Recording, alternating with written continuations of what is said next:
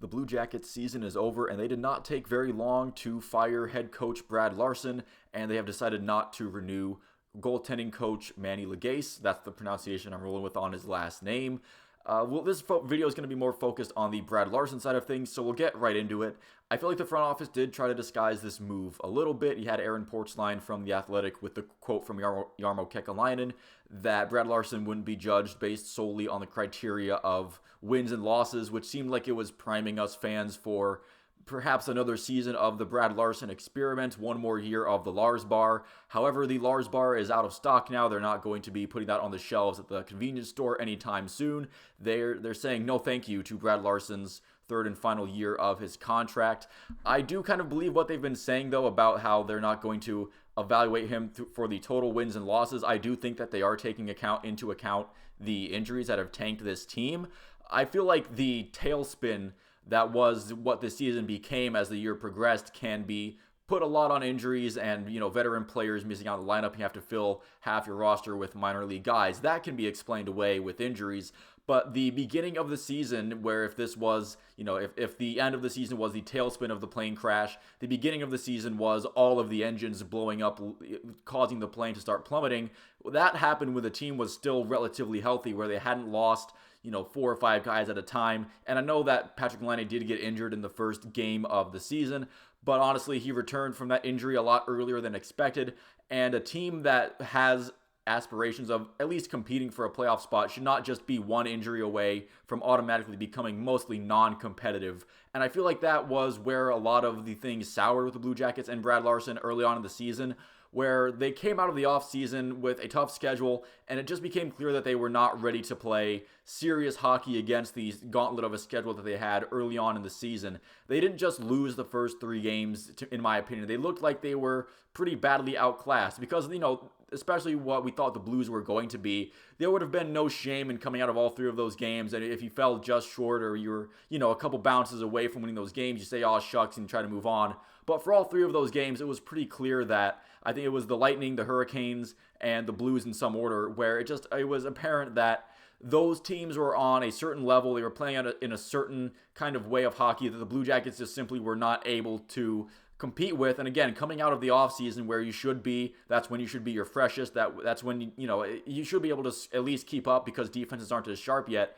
You feel like you should be able to at least be competitive in one of those games, but for all 3 of those, it was pretty clear that the Blue Jackets were just a step behind whoever they were playing. Now, they did pull out some comeback wins against Nashville and Vancouver after that, a couple fluky. You don't usually consistently win in that kind of way. They did get a solid win over the Rangers 5-1, but it seemed like they just caught Yaroslav Halak on a really bad day. I think he only saved 16 out of 20 shots or something like that.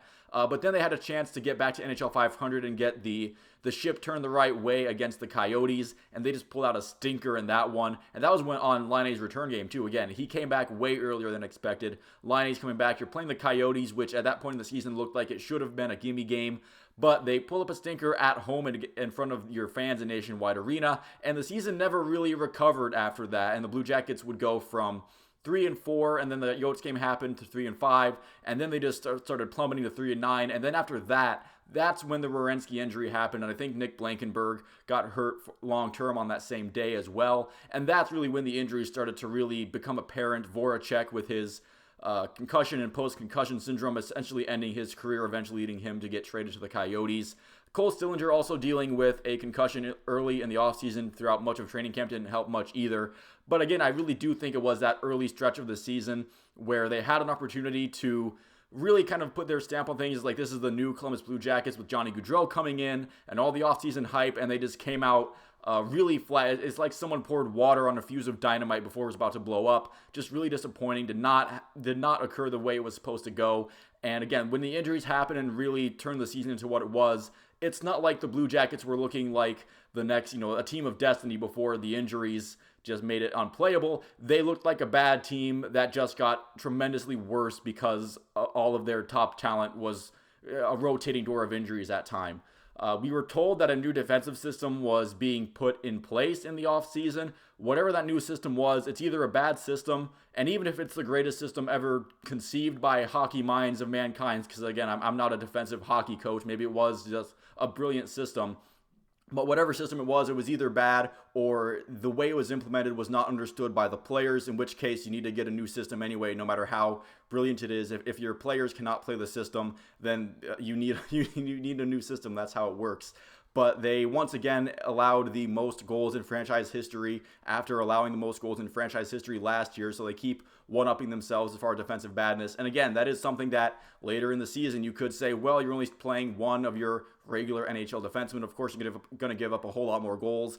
But the defense being a Swiss cheese was definitely something that was apparent early on in the season, and that issue was just compounded by the injuries. I feel like that's where a lot of the philosophy of this firing is coming from, not the fact that you ended up second worst, because a team with injuries, they're going to that definitely puts a very low ceiling on where your season can go. But it does feel like the injuries didn't create issues, it just compounded ones that already existed, and the injuries just exacerbated those problems, and it just felt like it was one thing on top of the other. And they didn't even lose. They weren't even the best at losing in the very end. So I feel like I wonder how much the front office and the coaching staff really communicate, because I know when Torts was coach, Jarmo had said a few times that while he does call guys up and make trades and stuff, he leaves the time on ice and the final lineup decisions to the head coach, and it doesn't really communicate with Torts about that. I wonder if he kept the same kind of communication style with Brad Larsen, because it was very clear at the end where they signed Hunter McCown, and pretty soon he's playing less than 10 minutes a night.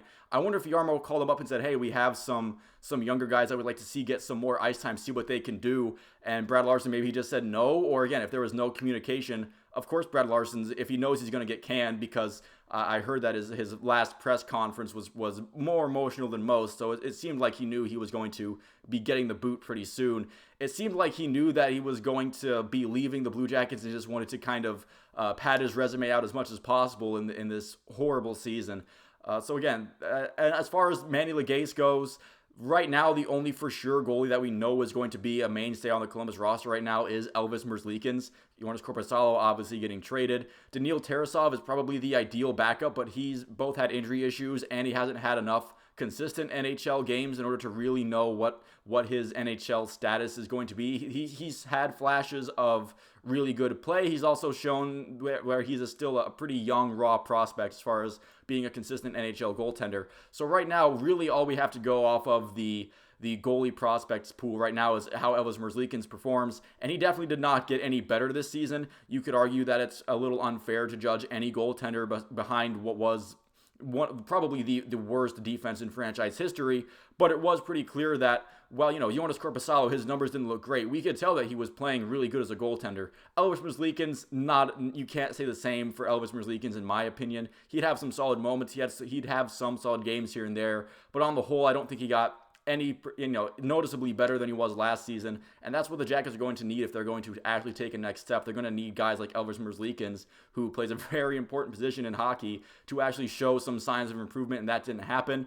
I feel like a lot of the team, again, even before the injuries, which is really when the team was at any semblance of full strength, was early on in the year, they definitely didn't look like they were ready to compete against real legitimate contenders. And I feel like that's where the disconnect was, where this team should be improving and taking strides forward, but when they had opportunities to show it, they mostly just kind of shriveled up and looked like a second-rate team when compared to teams like Tampa Bay and Toronto and real, and the Hurricanes and real serious hockey teams that have a shot at the cup. And that's where the Jackets at least want to take a step to be competitive against these teams. Maybe not consistently, dominantly winning over these teams, but at least belonging on the same ice. And we saw time and time again early on in the year before the injuries that was just not the case. So thank you all for watching me this far into the video. It'll be interesting to see who the Jackets target as their next head coach. We don't even all know who's all going to be available in this offseason, so I can't even begin to try to narrow down and pinpoint current targets for the Jackets, but that'll be interesting to watch throughout the offseason. I will see you at the next video.